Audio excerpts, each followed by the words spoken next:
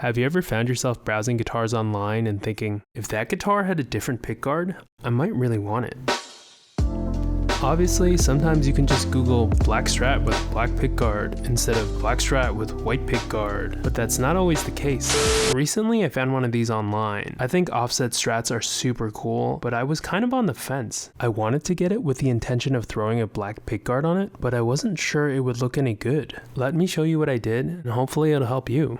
We're going to be using Photoshop. You can get it free, and what we're doing is pretty simple. In Photoshop, select new file, whatever canvas size feels appropriate, doesn't really matter. Save the image of the guitar you want and drop it straight on the canvas. Get yourself familiar with the zoom in, zoom out, and fit on screen commands. Those will be super handy. Like I'm showing you here, if you zoom in too much, the fit on screen will take you right back. Let's start by zooming in a little on the pickguard, and then we're going to click that polygonal lasso tool on the left. Click anywhere on an edge of the pickguard, and as you move your mouse, you'll see a line following it. Imagine you're taking a pair of scissors and trying to cut just the pickguard off the guitar. Every time you click again, there's going to be another line. So you can imagine every click as a little cut. You want to cut all around the pickguard. What makes it a lot easier is if you ever mess up, you can just press backspace or delete, and it'll delete the last point that you made, so you can make as many mistakes as you want and keep going back. It sounds more complicated than it actually is. Just go ahead and try it and you'll get the hang of it.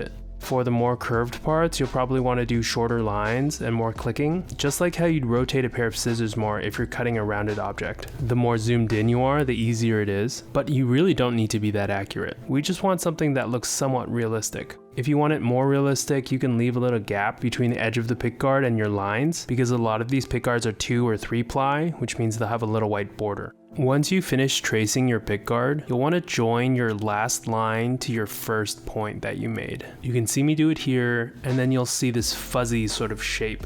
Then you'll want to go under Layer, New Layer. Now the fun begins. Go to the left and select the brush tool. Click on those boxes on the lower left, and you can select whatever pickguard color you want to see. On the right, make sure you have this new layer or layer 1 selected by clicking it. Then go to town with the brush tool. You can also increase the size of the brush strokes to make it easier, and also change the texture. When you're done, you can go to the right and click on those little eyeballs. They don't delete anything, they just toggle what you can see. For now, we're just going to turn off the visibility of layer 1.